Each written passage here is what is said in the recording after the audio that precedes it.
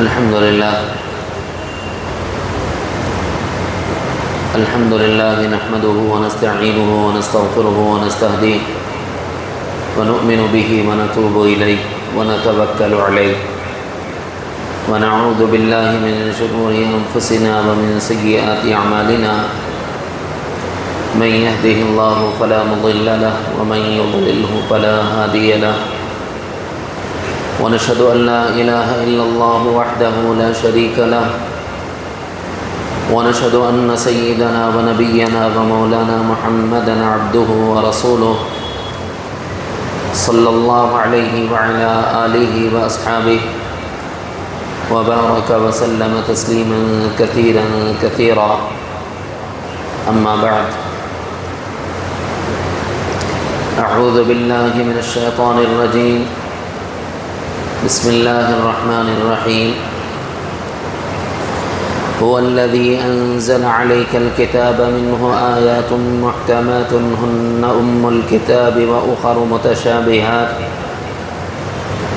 فأما الذين في قلوبهم زيغ فيتبعون ما تشابه منه ابتغاء الفتنة وابتغاء تأويله وما يعلم تأويله إلا الله والراسخون في العلم يقولون آمنا به كل من عند ربنا وما يذكر إلا أولو الألباب ربنا لا تزغ قلوبنا بعد إذ هديتنا وهب لنا من لدنك رحمة إنك أنت الوهاب قال الرسول صلى الله عليه وسلم من قام في ليلة القدر إيمانا واحتسابا غفر له ما تقدم من ذنبه أو كما قال عليه السلام.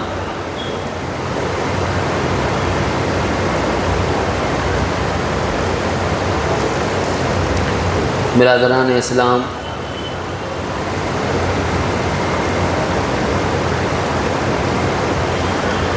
آپ سبھی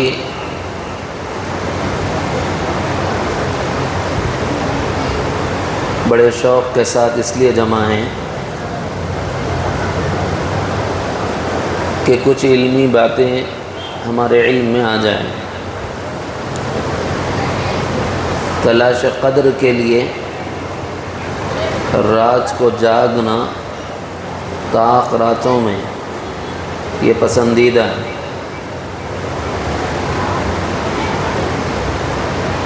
اور اس کو عبادت کی شکل اس شکل میں دیا جا سکتا ہے کہ ہم جلسہ کریں، مقصد جلسہ یہ ہو کہ اس میں کچھ سیکھنا اور سکھانا ہو، کچھ باتیں معلوم ہو. تو سب سے پہلے نیت یہ کریں کہ ہمارا بیٹھنا اس لیے ہے کہ کوئی سبق سیکھنا، تو اس سے انشاءاللہ ہمارے جمع ہونے کا جواز نکل آئے.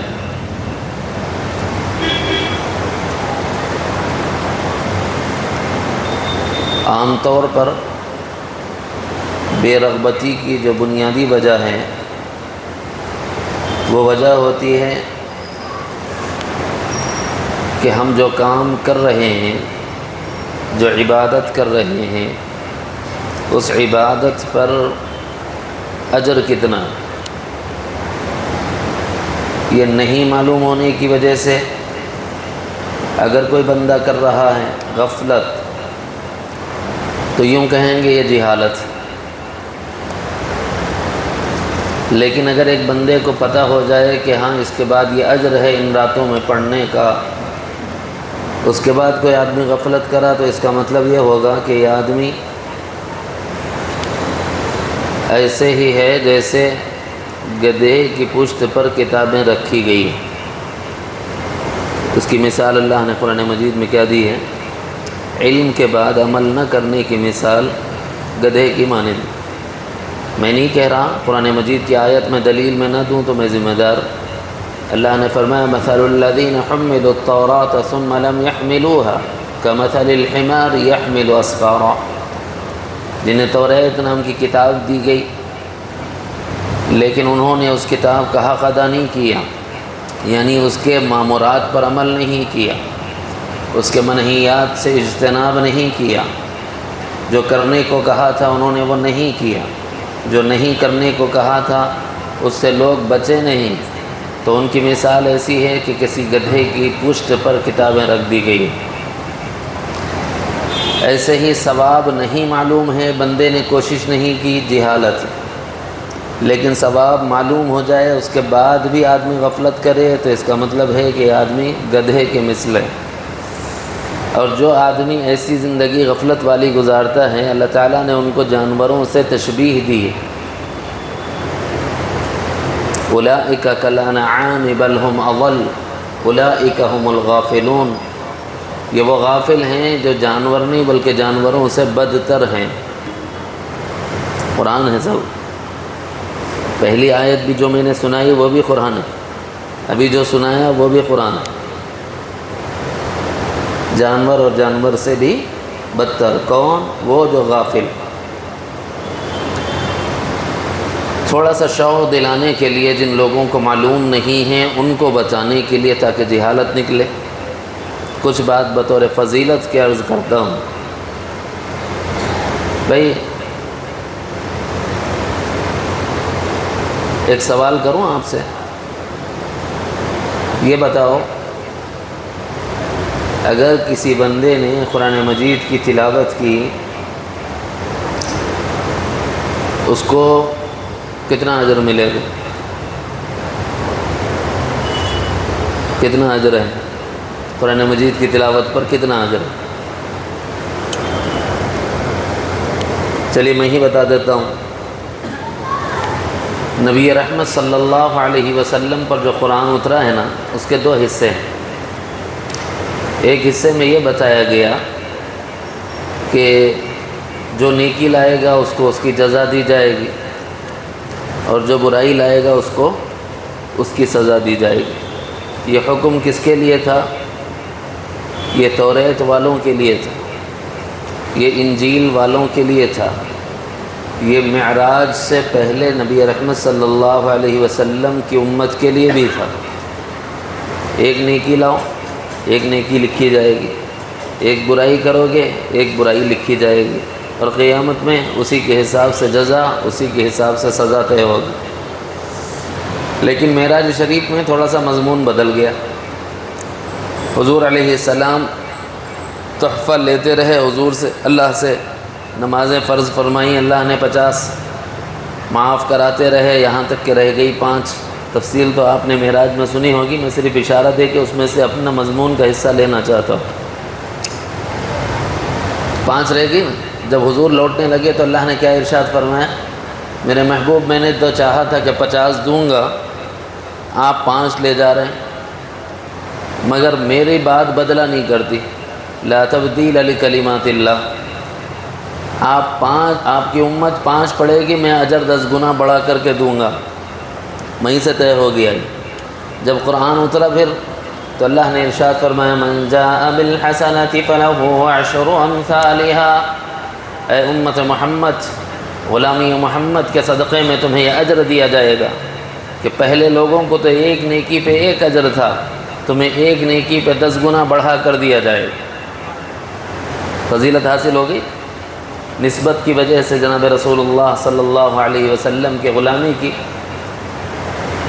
پہلا فائدہ، قرآن آیا من جاء بالحسنہ، ایک نیکی لایا کسی نے، فلہ عشر امثالها، اس کے جیسی 10 گنا بڑھا کر دے دوں گا، یعنی ملٹیپلائی کیا جائے گا 10 ٹائم، ضرب دینا جس کو کہتے ہیں۔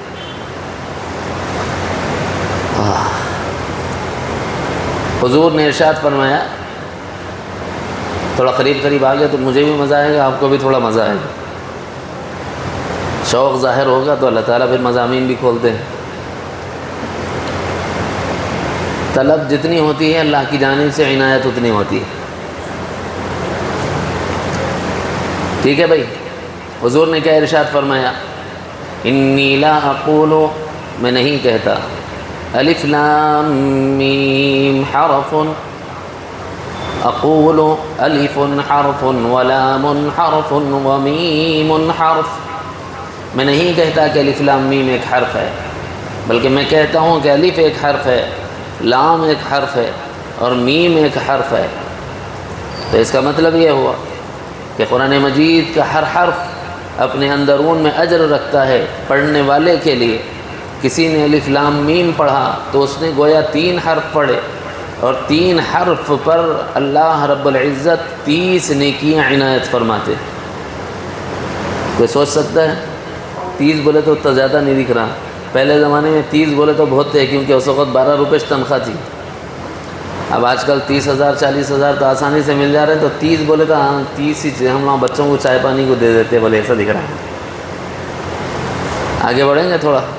سیدنا علی المرتضی رضی اللہ عنہ نے شرح فرماتے ہوئے فرمایا اس حدیث کی کہ یہ الف لام میم پڑھنے پر جو 30 نیکیاں ہیں نا، یہ اس شخص کے لیے ہے جو طہارت سے تو ہے۔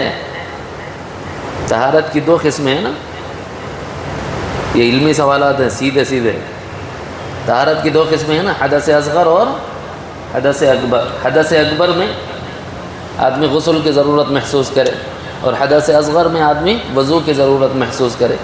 یعنی آدمی کو غسل کا احتیاج تو نہیں ہے، لیکن وضو کرنا ہے، اس کے بغیر نماز نہیں ہوتی۔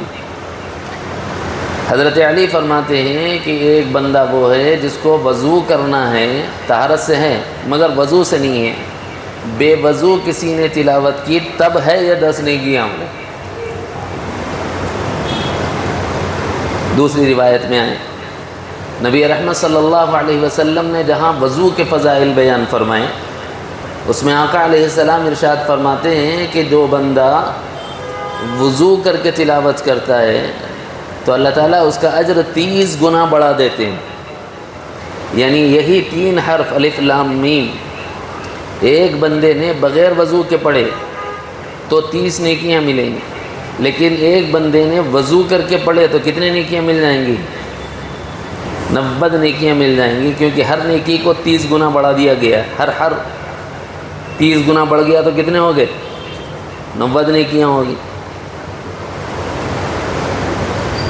اچھا صاحب، ایک اور روایت میں ہے جہاں فضائل مسواک میں نبی علیہ السلام نے ارشاد فرمایا، ایک آدمی وضو کرتا ہے لیکن وضو کرتے ہوئے مسواک نہیں کرتا تو اجر 30 گنا بڑھایا ہے، لیکن اگر وضو کرتے ہوئے کسی نے مسواک کا اہتمام کر لیا تو اجر اللہ 70 گنا بڑھا دیتے ہیں۔ کتنا؟ 70 گنا بڑھا دیتے ہیں۔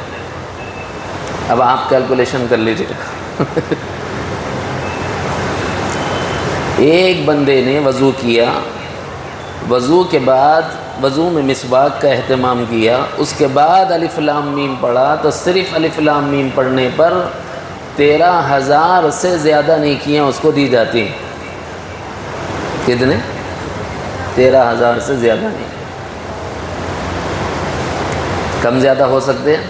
کیلکولیشن کر کے نہیں بول رہا ہوں، ایک اندازے سے بول رہا ہوں۔ آپ بعد میں کیلکولیٹ کر کے بولیں گے نہیں مول صاحب آپ بیان غلط کرے، بولے تو نہیں چلتا ہوں۔ میں گنٹ کا کوئی ٹیچر تو ہوں نہیں، حساب کا کوئی معلم تو ہوں نہیں، ہم صرف فضائل بتانے والے مولوی۔ یہ تو اس وقت میں ہے کہ بندے نے غیر نماز میں وضو کیا مگر مسواک سے کیا، مگر غیر نماز میں تلاوت کی تو یہ اجر ہے۔ اگر کسی بندے نے وضو کیا، مسواک سے کیا، اور پھر نماز میں داخل ہو کر اگر پڑھے الف لام میم، اب اس کو کیا اجر دیا جائے گا؟ حدیث میں ہے نبی علیہ السلام نے ارشاد فرمایا اس کا اجر 700 گنا زیادہ بڑھا دیتے ہیں اللہ تعالیٰ۔ اس کو قرآن مجید میں بھی اللہ نے ذکر فرمایا ہے صدقہ کرنے والوں کے باب میں۔ جیسے ایک دانہ کسی نے زمین میں بویا ہو، اس سے ایک بھٹا نکل آتا ہے، اور وہ بھٹا ایسے ہے جیسے اس میں 100 دانے لگے ہوئے ہیں، تو ایک نیکی کا اجر کتنا ملے گا؟ 100 دانوں کے برابر۔ اور ویسے 7 بھٹے ایک بالی میں لگے ہوئے ہوں تو کتنے ہو گئے؟ 700۔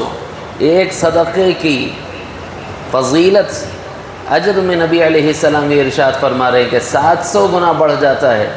ویسے ہی ایک آدمی داخل عبادت ہو کر پھر تلاوت کرتا ہے تو اجر 700 گنا بڑھایا جاتا ہے، یہ حدیث شریف میں ہے۔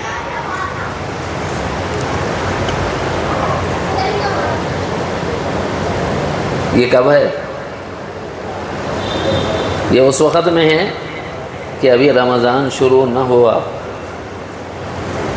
یہ اجر کب ہے؟ ابھی رمضان شروع نہیں ہوا، یہ تو اجر جب کا ہے۔ اور اگر کسی بندے نے رمضان المبارک میں یہ کام کیا تو پھر کیا اجر پائے گا؟ نبی علیہ السلام نے فرمایا جس نے رمضان میں نفل کام کیا تو اس کا اجر گویا غیر رمضان میں اس نے فرض کیا ہو۔ جو اجر غیر رمضان میں ایک فرض پر ملتا ہے، رمضان میں ایک نفل پر اللہ اس کو وہ اجر دے دیتے۔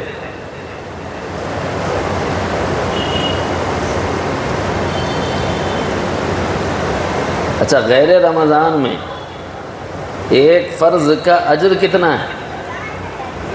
یہ بھی کیلکولیٹ کرنا چاہیے نا۔ غیر رمضان میں ایک فرض کا اجر کتنا ہے؟ عام طور پر ہم لوگ ویسے ہی غافل لوگ ہیں، بہت سہولت کسل بندی، بلکہ یوں کہنا چاہیے کہ اس زمانے کے منافق بھی اتنا تساہل نہیں کرتے تھے جتنا تساہل ہم کرتے ہیں۔ اللہ معاف کرے اور ہم سب کو پکا اور سچا مسلمان بنائے۔ پہلے زمانے میں تو منافق کی نماز بھی قضا نہیں ہوتی تھی۔ اس زمانے میں بہت سے مسلمان وہ ہیں، ہم بھی اس میں شامل ہیں، نمازیں قضا ہو جاتی ہوتی کہ نہیں؟ فجر کی نماز ہے، وقت گزر کے بعد نیند ہشار ہوئی، آدمی نے کہا رے یہ بڑا فرض چھوٹ گیا یار، فوری نماز قضا کر لینا چاہیے۔ وضو کیا اور فوری اس نے 2 رکعت قضا ادا کر لی۔ ٹھیک ہے، نبی نے فرمایا اس نے قضا تو پڑھ لی ہے، فرض تو اس کا ساقط ہو گیا، لیکن وقت پر پڑھنے کے لیے جو اجر چاہیے اس اجر کو پانے کے واسطے بقیہ پوری عمر اگر یہ نمازیں پڑھتا رہے تو اس کو وقت پر پڑھنے والے فرض پر جو اجر تھا اس کو نہیں پہنچ سکتا وہ۔ پوری زندگی عبادت کر رہا، کیوں؟ وہ ایک وقت جو قضا نماز ہو گئی نا، وہ وقت پر پڑھے تو اس کے اجر کو پانے کے لیے پوری زندگی محنت کرے گا، پھر بھی وقت پر فرض کو ادا کرنے کے اجر کو نہیں پہنچ سکتا۔ تو ذرا اندازہ کرو کہ فرض کو اللہ کتنا نوازتے ہیں۔ تو اس کا مطلب یہ ہوا کہ رمضان میں اگر کسی بندے نے ایک نفل عبادت کی تو غیر رمضان میں وقت پر فرض ادا کرنے کے اجر کو پہنچا، تو مطلب ہے پوری زندگی عبادت میں اس نے گزار لی۔ یہ مطلب ہے کہ زندگی عبادت بن جائے، ایسی گزار۔ کیسے گزاریں گے؟ جو اللہ نے مواقع دیے ہیں ان مواقع کو غنیمت جانو۔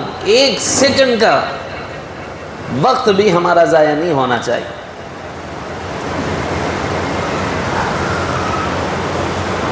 اچھا، اگر کسی بندے نے، یہ تو نفل کا مسئلہ ہے، اگر کسی بندے نے رمضان المبارک میں فرض ادا کیا تو اجر کے اعتبار سے غیر رمضان میں جیسے 70 فرض اس نے ادا کیے ہوں، کسی نے 70 فرض ادا کیے تو اس پر اس کے نام اعمال میں جو اجر لکھا جاتا ہے رمضان میں فرض ادا کرنے پر وہ اجر لکھ دیا جاتا ہے، ایک فرض ادا کرنے۔ تو یہ عنایات ربانی ہے، عطایا خداوندی ہے، فضل رحمانی ہے۔ جب اتنا مل رہا ہو تو پھر غفلت کس بات کی ہے؟ یہ ایک سوال ہے۔ غفلت اس بات کی ہے کہ اگر کسی نے ہم سے کہا آپ اپنا راشن کارڈ لائیے، آپ کا الیکٹرک بل معاف کیا جائے گا، ہم 8 گھنٹے لائن میں کھڑے رہنے کو تیار ہیں۔ بل کتنا ہے؟ ہمارا بل زیادہ سے زیادہ 8,000 سے 10,000 کا ہوگا، لیکن صرف راشن کارڈ لے جانے پر، آدھار کارڈ لے جانے پر 8,000 روپئے معاف ہوتے ہیں، تو ہم 8 گھنٹے 8,000 کے لیے دینے کو تیار ہیں۔ لیکن رب کی عنایات پر جیسے یقین ہونا چاہیے ویسا یقین نہیں ہونے کی وجہ سے اوقات ہمارے غفلت میں گزرتے۔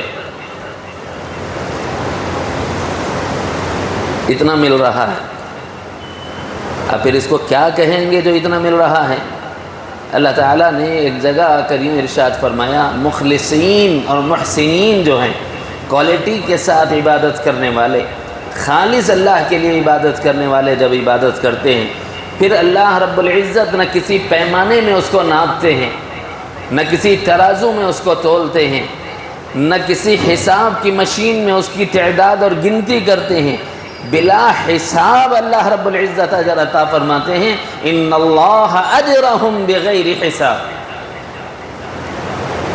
یہ عنایات ربانی، اب گن کے نہیں دیں گے اللہ، ایک لمٹ ہے، اور یہ بھی لمٹ جو ہے نا وہ ہم کو سمجھانے کے لیے تھی کہ بھائی یہ تمہیں کیا مل رہا ہے ذرا اندازہ تو کرو۔ اسی لیے پیارے آقا نے یوں ارشاد فرمایا تمہیں یقین نہیں ہے، یقین کرو اللہ کی ذات پر، یقین کرو جیسے یقین کرنا حق ہے۔ حدیث میں ارشاد فرمایا نبی علیہ السلام نے، من قام رمضان ایمانا و احتسابا، جو ایمان والا ہے وہی کھڑا ہوگا، بے ایمان تو کھڑا نہیں ہو سکتا، لیکن احتسابا، ایمان والا تو ہے مگر یقین نہیں ہے اللہ کی ذات سے کہ وہ کیسا نوازنے والا ہے، اس کی نوازشات پر شک ہے، دکھا نہیں ہے، اعتبار نہیں ہے۔ بھائیو ہمارے دیکھنے میں چوک ہو سکتی ہے، لیکن ہمیں سبق دے گئی ام المؤمنین اور یہ بتلایا کہ دیکھنے میں تمہاری آنکھ دھوکہ کھا سکتی ہے، لیکن ارشاد فرمانے میں پیارے آقا کے ارشاد سے بلند کوئی چیز نہیں ہو سکتی۔ ام المؤمنین رضی اللہ عنہا ایک ہی ہیں جن سے آپ علیہ السلام کی اولادیں ہیں نا، وہ کون ہے؟ حضرت خدیجۃ الکبریٰ رضی اللہ عنہا۔ ان کے علاوہ جن سے اولاد ہوئی وہ حضرت ماریہ قبطیہ رضی اللہ عنہا، یہ دوسری ام المؤمنین۔ ان سے ایک اولاد ہے، جب اس اولاد کے انتقال کا وقت آیا تو ام المؤمنین نے سرکار دو عالم صلی اللہ علیہ وسلم کو اطلاع بھیجی کہ بچے کا آخری وقت ہے، تشریف لائیں۔ رسول رحمت للعالمین بنا کر بھیجے گئے تھے، انتہائی رقیق القلب، شفیق القلب، مہربان دل رکھنے والے تھے۔ بچے کی جدائی کا غم برداشت نہ ہو رہا، تو آقا علیہ السلام نے فرمایا کہ تم لوگ اللہ کی جانب سے جو فیصلہ آ جائے اس کے مطابق اس کے لیے کام کے واسطے تیار رہو۔ گئے نہیں، دوبارہ اطلاع دی، کہیں افسوس نہ رہ جائے کہ باپ کو میں نے اپنی اولاد کا آخری وقت میں چہرہ نہیں دیکھا۔ اطلاع بھیجی تو آقا نے فرمایا مجھ میں تاب نہیں۔ ام المؤمنین نے قسم دی، آپ کو رب کی قسم ہے کہ آنا پڑے گا۔ اب پیارے آقا مدنی کریم صلی اللہ علیہ وسلم آئے اور اپنے نور نظر لخت جگر کو اپنی ہاتھوں میں اٹھایا، آپ کے عیون مبارک سے اشک جاری ہے، اپنے بچے کے چہرے پر اور رخسار پر جو وہ اشک گر رہے ہیں۔ سیدنا عمر بن خطاب رضی اللہ عنہ پوچھتے ہیں ما هذا البكاء یا رسول اللہ صلی اللہ علیہ وسلم، اے اللہ کے رسول یہ رونا کیسا رونا ہے؟ تو حضور نے فرمایا کہ یہ رونا دل کی نرمی کی دلیل ہے، یہ اللہ کے فیصلے پر اعتراض کی دلیل نہیں۔ اگر باپ کا دل نرم ہوگا اولاد کے لیے تڑپے گا، یہ دل کی نرمی کی دلیل۔ ٹھیک ہے، انتقال ہوگی، نبی علیہ السلام نے تجہیز و تکفین کا فیصلہ فرمایا، تدفین ہوئی تو دلاسا دینے کے لیے گھر تشریف لائے۔ ام المؤمنین کو دیکھا کہ بے قرار ہے تو فرمایا اتنی بے قراری مناسب نہیں، اگر تم چاہو تو میں دکھا دوں تمہارے لاڈلے کو حوران جنت کی گودوں میں کھیلتا ہوا، اگر تم چاہو تو میں تمہیں دکھلا دوں غلمان جنت کے ساتھ تمہارے بچے کو کھیلتا ہوا، اگر تم چاہو تو میں دکھا دوں انہار جنت کے کنارے باغات جنت میں تمہارے بچے کو کھیلتا ہوا۔ تو ام المؤمنین نے کہا بس تسلی ہوگی، اب رونا بند ہو گیا۔ جب آقا چلے گئے دوسری سکھیوں نے کہا، سہیلیوں نے کہا اللہ کی بندی تم نے مطالبہ نہیں کیا تھا، آقا نے خود ارشاد فرمایا تھا، کیا اچھا ہوتا کہ تم دنیا ہی میں انہار جنت کا مشاہدہ کر لیتے، کیا اچھا ہوتا کہ تم دنیا ہی میں غلمان جنت کا مشاہدہ کر لیتے، کیا اچھا ہوتا تم دنیا ہی میں جنت کا نظارہ کر لیتے، کیا اچھا ہوتا، حوران جنت کا مشاہدہ ہو جاتا۔ آقا نے خود کہا تھا، کہنے لگے چپ ہو جاؤ، تمہیں نہیں پتا۔ اگر میں کہتی کہ دکھا دو تو آنے والی قوم یہ کہتی کہ نبی کی بات پر اپنی آنکھ سے دیکھے بغیر اعتبار مت کرنا۔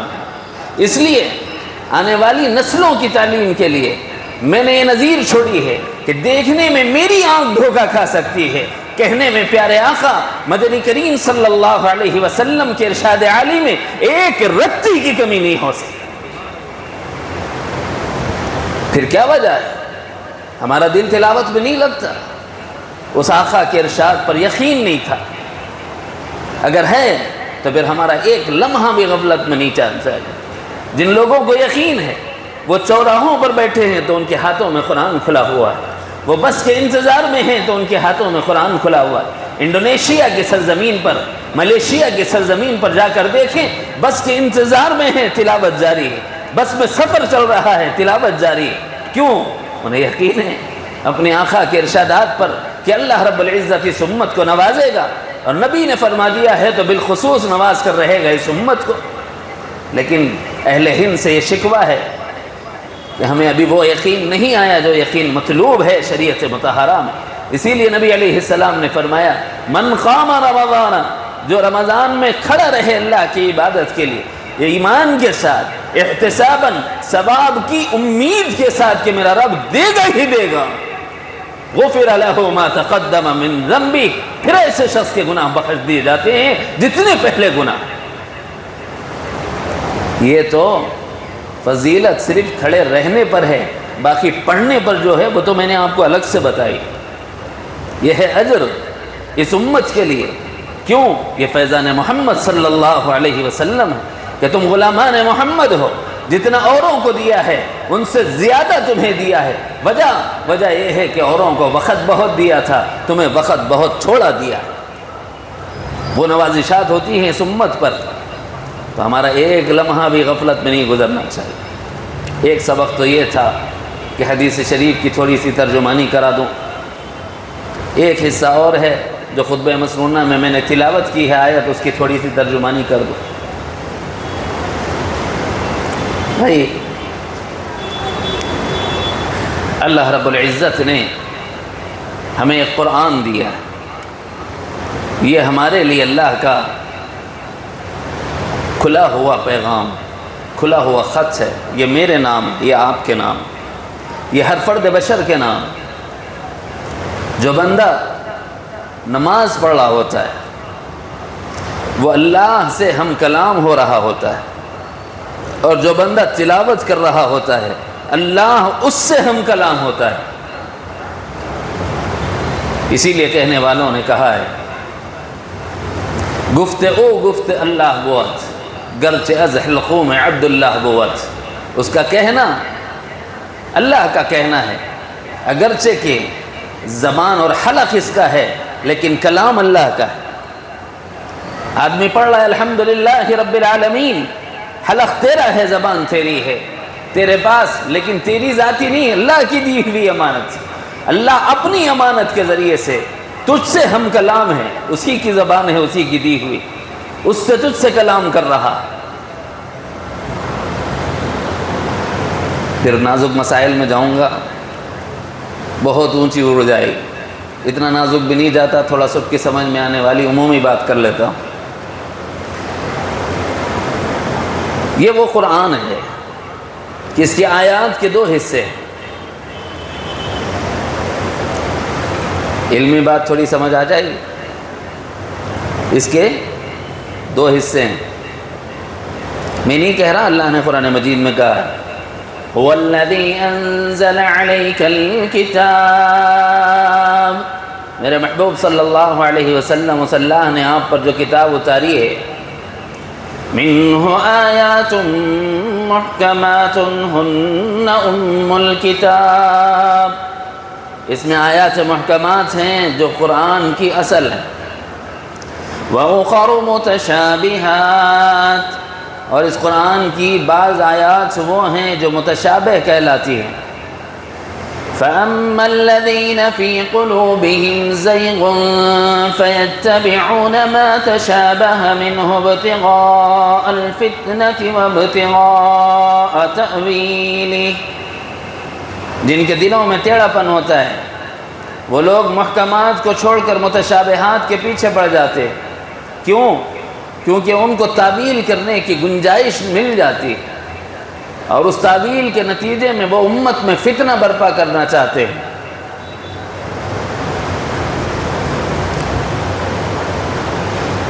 منہ ابتغاء الفتنہ وابتغاء تأویلی، تعویل کے ذریعے سے فتنہ پیدا کرو. وما يعلم تأویلہ الا اللہ، اس کی صحیح مراد اللہ کے سوا کوئی نہیں جانتا، بشمول حضرات انبیاء کرام علیہم الصلاۃ والتسلیمات کی نفوس قدسیہ. وما يعلم تأویلہ الا اللہ، نہیں جانتا اس کے کوئی معنی، صرف اللہ جانتا ہے. والراسخون فی العلم یقولون آمنا به کل من عند ربنا، اس کی ٹوہ میں لگنے والا ایک دوسرا گروہ ہوتا ہے تاکہ جواب دے کر فتنوں سے امت کو بچائے. ان کو راسخون فی العلم کہتے ہیں. وہ لوگ امت کی رہبری اور رہنمائی کرتے ہوئے امت کو جو سمجھاتے ہیں وہ یہ ہے کہ ہم ہر اس آیت پر ایمان لائے جو آیت محکمات میں سے ہے اور ہر اس آیت پر ایمان لائے جو آیت متشابہات میں سے ہے. کل من عند ربنا، دونوں اللہ کی طرف سے.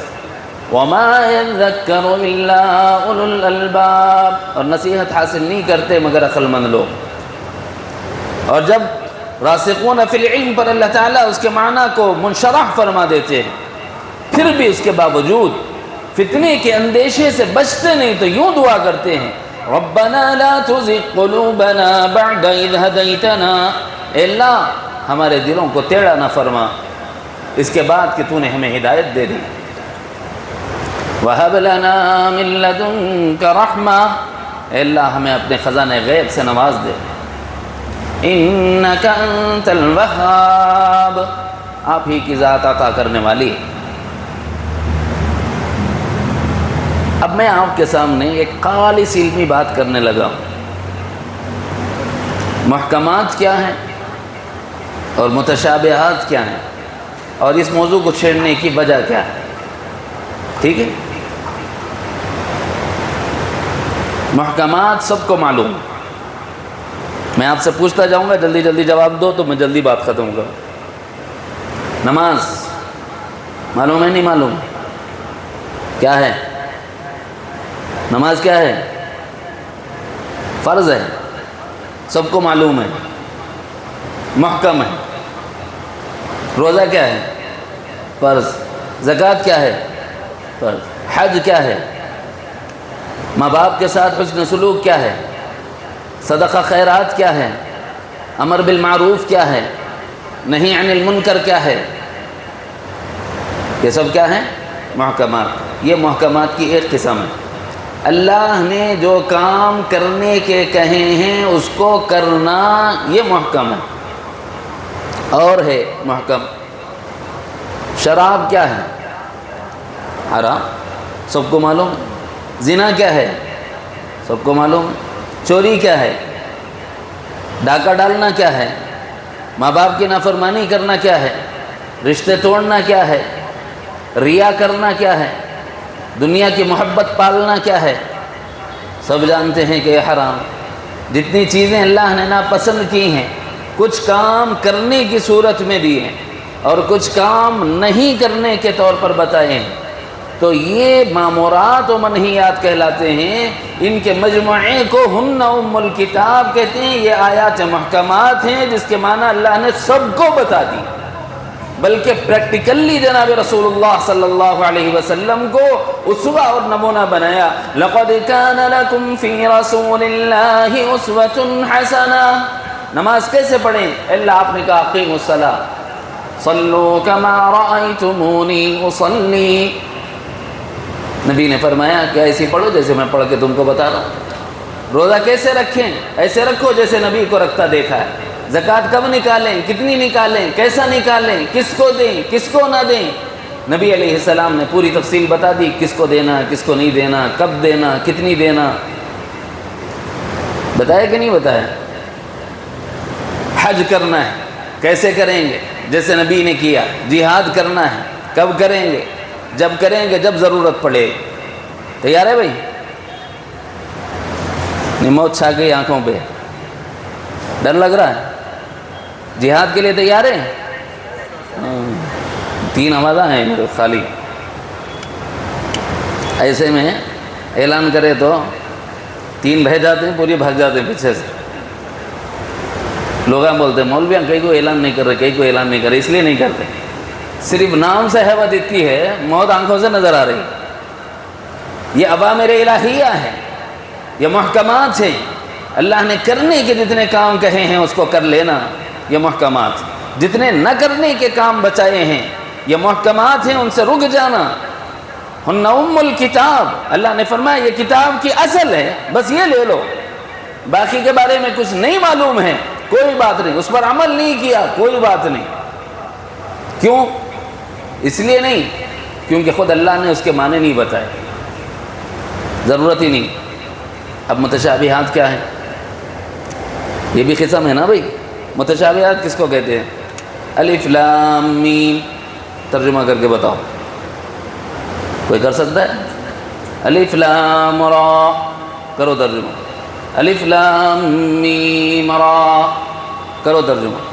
حامیم حامیم عین سین قاف کرو ترجمہ. کاف آیا عین صاد کرو ترجمہ. طٰہٰ یاسین کرو ترجمہ. کوئی ہے ایسا جس کا ترجمہ کرنے والا؟ کیوں؟ وما يعلم تأویلہ الا اللہ. اس کے حقیقی معنی اللہ کے سوا کسی کو بھی نہیں معلوم، کسی کو بھی. ایک قسم تو یہ ہوگی. ایک قسم یہ ہے، اللہ نے فرمایا لقد رضی اللہ عن المؤمنین اذ یبایعونک تحت الشجرہ فعلم ما في قلوبهم فانزل السکینة علیہم واتابہم فتحا قریبا. اللہ ان لوگوں سے راضی ہو گیا، ان کو فتح کی خوشخبری دے دی. کون؟ کس سے؟ ان الذین یبایعونک انما یبایعون اللہ ید اللہ فوق ایدیہم. اللہ ان سے راضی ہو گیا جو محمد مصطفیٰ کے ہاتھ پر بیعت کر رہے ہیں، ان کے ہاتھ پر اللہ کا ہاتھ. اب یہ ہاتھ کے کیا معنی ہے؟ میرے جیسا بولا تو کافر ہو گیا، آپ کے جیسا بولا تو کافر ہو گیا. ارے ید کے معنی لغت میں لکھے ہوئے ہیں، ید ہاتھ، ڈکشنری میننگ ہے بابا، مراد نہیں. اگر کسی نے مراد لی میرے ہاتھ کے جیسا یا آپ کے ہاتھ کے جیسا، یہ بندہ دائرے اسلام سے نکل گیا، لی نہیں سکتے آپ. اللہ رب العزت نے فرمایا ایک دن ایسا آئے گا کہ تمہیں سجدے کے لیے بلایا جائے گا، لیکن تم میں سے بعض سجدہ نہیں کر سکیں. وہ کون سا دن ہے؟ یوم یکشف عن ساق ویدعون الی السجود فلا یستطیعون خاشعۃ ابصارهم ترہقهم ذلہ وقد كانوا يدعون الى السجود وهم سالمون. وہ دن وہ ہے کہ جس دن اللہ ساخ کی تجلی فرمائے گا. ساخ کے کیا معنی ہے؟ ساخ کے لغوی معنی یہ ہیں، ڈکشنری میننگ یہ ہیں. پنڈلی. پنڈلی کس کو بولتے ہیں؟ یہ گھٹنا ہے، یہ ٹخنا ہے. اس کے پیچھے کا جو حصہ ہے ہمارے پاس لغت میں ہمارے لیے پارٹس آف باڈی، باڈی کے جو پارٹس ہیں اس کے جو نیمز ہیں اس میں یہ پنڈلی کو ساخ کہتے ہیں عربی میں. اب اگر خدا نہ خواستہ کسی نے یہ سمجھا کہ اس کی اللہ تجلی کرے گا العیاذ باللہ، تو پھر وہ مومن باقی رہے گا؟ رہے گا؟ اس میں ایک سبق بھی ہے، وہ بھی سنا دوں. قیامت کے دن جب اللہ ساخ کی تجلی فرمائے گا، لوگ سجدے کے لیے بلائے جائیں گے، تو اس وقت کچھ لوگ سجدہ نہیں کر سکیں. کیوں نہیں کر سکیں گے؟ خود اللہ نے آگے جواب دے دیا ہے، ان پر ذلت چھائی ہوئی ہے، ان کے چہرے مرجھائے ہوئے ہیں، ان کی نگاہیں شرمندگی سے جھکی ہوئی ہیں۔ خاشعۃ ابصارهم ترهقهم ذلہ وقد كانوا يدعون الى السجود وهم سالمون۔ اس کی وجہ یہ ہوگی کہ دنیا میں اچھے تھے، مؤذن نے حی علی الصلاۃ حی علی الفلاح کہا، لیکن یہ اپنا بستر نہیں چھوڑتا تھا۔ مؤذن نے حی علی الصلاۃ اور حی علی الفلاح کہا، لیکن یہ اپنا کاروبار نہیں چھوڑتا تھا۔ اس لیے یہ ذلت مقدر کر دی جائے گی کہ جس وقت ساخ کی تجلی ہوگی اس وقت یہ سجدے کو بلائے جائیں گے، لیکن سجدہ نہیں کر سکیں گے، کمر تختہ کر دی جائیں گے اس دن کی بات۔ لیکن یہاں میرے موضوع کا حصہ ہے ساخ، پنڈلی۔ کیا اس کی کوئی ڈکشنری میننگ لے کر ترجمہ کیا جا سکتا ہے؟ کوئی کر سکتا ہے؟ نہیں کر سکتا۔ قرآن مجید میں اللہ رب العزت نے اپنے حاضر و ناظر ہونے کو بیان فرماتے ہوئے ایک جامع آیت ارشاد فرمائی، وَالْأَوَّلُ وَالْآخِرُ وَالظَّاهِرُ وَالْبَاطِنُ۔ وہی ہر شے کا اول بھی ہے، آخر بھی، ہر شے کا ظاہر بھی وہ، باطن بھی وہ ہے، لیکن کس شان کے ساتھ ہے کوئی نہیں بول سکتا۔ فَأَيْنَمَا تُوَلُّوا فَثَمَّ وَجْهُ اللَّهِ۔ آپ قبلے کی طرف رخ کر رہے ہیں، لیکن کافروں نے آپ کا موڑھا موڑ دیا اور آپ کو چہرے سے پھیر دیا، اب کیا کرو گے؟ فکر مت کر، وہیں سجدہ کر لے، جدھر رخ کرے گا اللہ ادھر موجود ہے۔ اللہ کہاں نہیں؟ فَأَيْنَمَا تُوَلُّوا فَثَمَّ وَجْهُ اللَّهِ۔ لیکن اب معنی وجہ اگر کسی نے کیا تو اس کا مطلب ہے کہ دائرہ اسلام سے نکل جائے گا۔ کیوں؟ حقیقی معنی وَمَا يَعْلَمُ تَأْوِيلَهُ إِلَّا اللَّهُ، اس کی حقیقی مراد اللہ کے سوا کوئی نہیں جانتا۔ تو بات سمجھ آ گئی بھائی؟ میں نے اب دونوں باتیں اچھی طرح آپ کو سمجھائیں۔ ایک ہے آیات محکمات، یعنی اللہ نے کچھ کام کرنے کو کہے ہیں اس کو کر لینا، اور کچھ کام اللہ نے کہے ہیں مت کرو، اس سے رک جانا۔ اس کو بولتے ہیں ہن ام الکتاب، یہ کتاب کی اصل ہے، تم اس پہ عمل کر لو۔ باقی متشابہات کے بارے میں تم سے کوئی پوچھ نہیں ہے، تم خالی پڑھ لو، اس کا اجر دے دیں گے اللہ۔ کتنا دیں گے؟ جتنا میں نے پہلے بتایا، جس ذوق سے پڑھو گے اتنا ملے گا، جس شوق سے پڑھو گے اتنا ملے گا، جتنے اخلاص سے پڑھو گے اتنا ملے گا، جتنے اہتمام کا التزام کے ساتھ پڑھو گے، جتنے اہتمام کے ساتھ پڑھو گے اتنا اجر بڑھایا جائے گا۔ متشابہات بھی پڑھنے کی ہیں، محکمات بھی پڑھنے کی ہیں، چھوڑنے کی تو یہ بھی نہیں ہے وہ بھی نہیں ہے۔ کیوں؟ دونوں کے دونوں کل من عند اللہ، دونوں اللہ ہی کی ہیں۔ کیوں اتاری؟ اس کی مرضی ہے، ہم نہیں جانتے۔ ہمارا کام محکمات پر عمل کرنا ہے، جو سب کو معلوم ہوتے ہیں، جس کی مراد سب کو معلوم ہوتی ہے۔ اس وقت اس موضوع کی ضرورت کیا ہے؟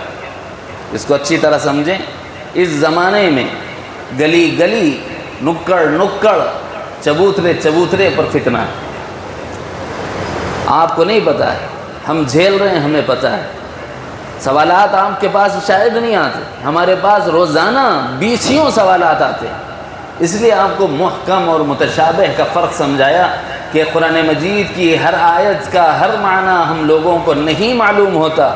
وہ بات اگر کوئی بتا رہا ہو جس کے معنی ہمیں نہیں معلوم ہیں اور امت میں عمومی طور پر اس معنی کو جانا نہیں جاتا، تو علماء کرام کے دامن سے وابستہ ہو جاؤ، ان کے بغیر ہمارے ایمان کو بچانے والا کوئی نہیں۔ اگر ہم ایمان نہیں رکھتے تو ہماری راتوں کی عبادتوں کا کوئی اجر ہی نہیں۔ اجر جو ملے گا وہ ایمان کی بنیاد پر ملے۔ ایمان ہے تو اجر ہے، ایمان نہیں ہے تو اجر نہیں ہے۔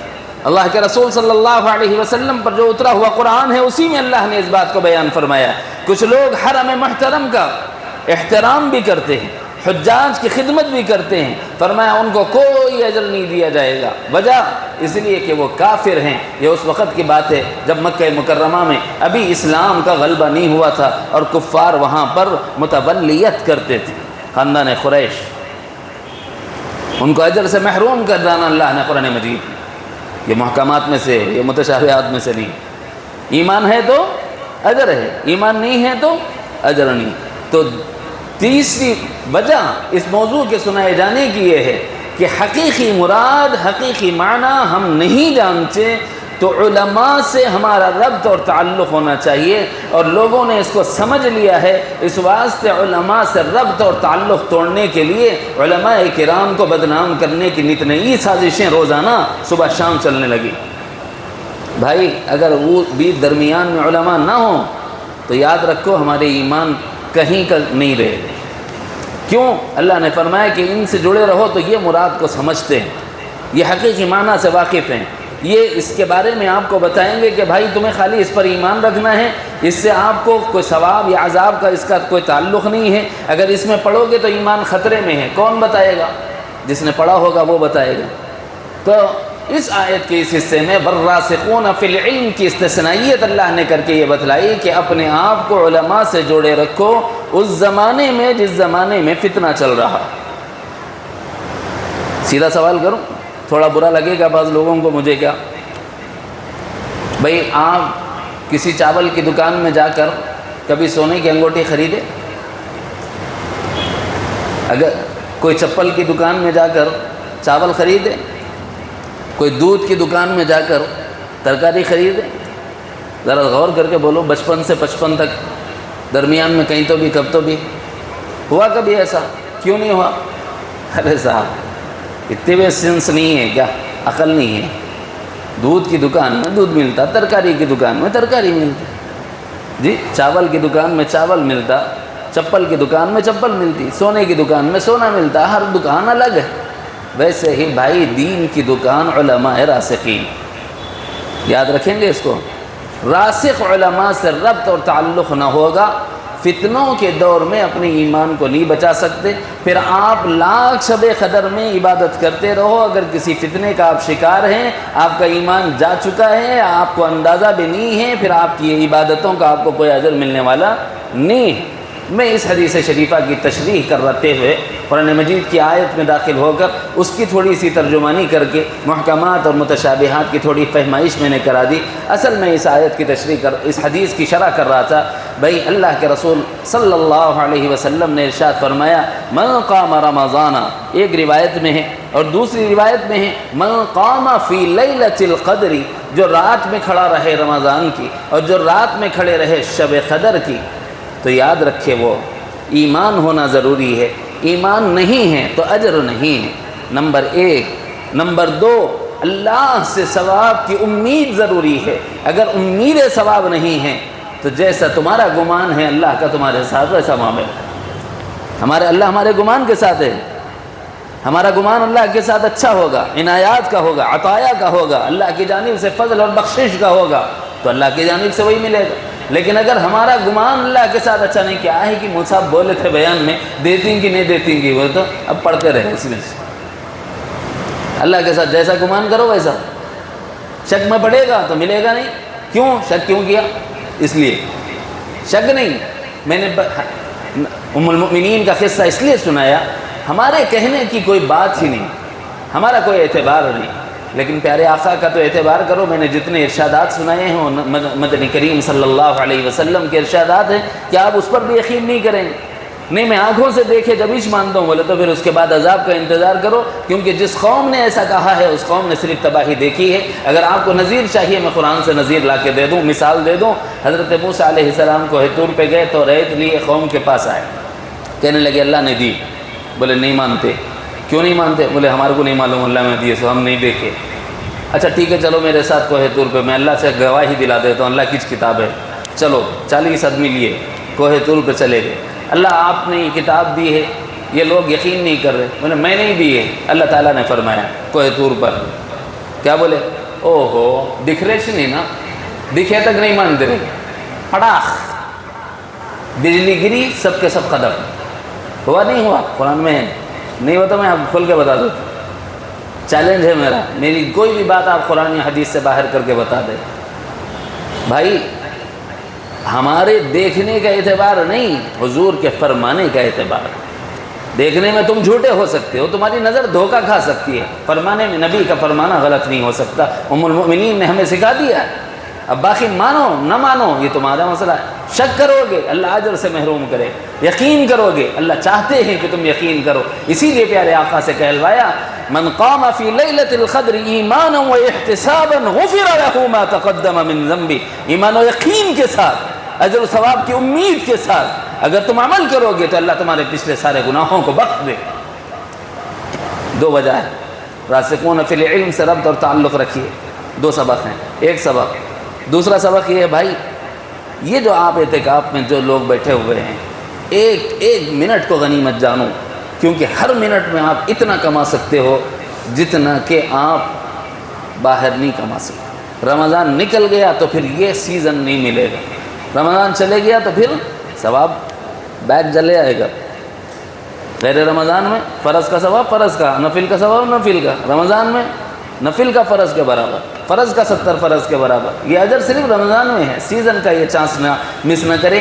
ایک منٹ بھی اگر ملا ہمیں بیٹھنے کے لیے تو کم از کم استغفر اللہ ربی من کل ذنب واتوب الیہ، اتنا یاد نہیں ہے؟ رب اغفر لی وارحمنی، اے اللہ مجھے معاف فرما دیجئے. ہم کیوں آ کے پڑے ہوئے ہیں اس دروازے پر؟ ہم کیوں بیٹھے ہوئے ہیں اعتکاف میں؟ اس لیے بیٹھے ہیں. یہ تاخرات میں ہم اس لیے جمع ہیں کہ ہماری بخشش ہو جائے، ہماری مغفرت ہو جائے. اگر ہماری زبان سے یہ الفاظ نکل رہے ہیں خالی بیٹھنے کے بجائے، گفتگو کرنے کے بجائے کہ اللہ میں نے تو اپنا گھر چھوڑا، بیوی بچے چھوڑے، کاروبار چھوڑا، دوست احباب چھوڑے، اس لیے کہ میں اس وقت تک یہاں سے نہیں ٹلوں گا جب تک آپ معاف نہیں فرمائیں گے. ارے تم مانگ تو صحیح میں دوں گا. جب ہم مانگ ہی نہیں رہے تو ہمیں ملے گا کیسے؟ اس لیے بھائی خالی وقت نہ گزارے. جو معتکف حضرات ہیں بالخصوص کم از کم رب اغفر لی وارحمنی، آسان جملے ہیں. یہ بھی نہیں آتا تو رب اغفر لی اتنا تو پڑھ لو. اور کتنا آسان کر کے دے گا مولوی دین. اے اللہ مجھے بخش دیجیے، اے اللہ مجھے بخش دیجیے، اتنا تو بولے آدمی. کریں گے انشاءاللہ. اس وقت یہ 2-3 باتیں تحت موضوع میں نے عرض کرنے کی کوشش کی. اللہ مجھے اور آپ کو علم نافع، فہم سلیم اور عمل صالح کی توفیق عطا فرمائے. مولانا کہاں ہے؟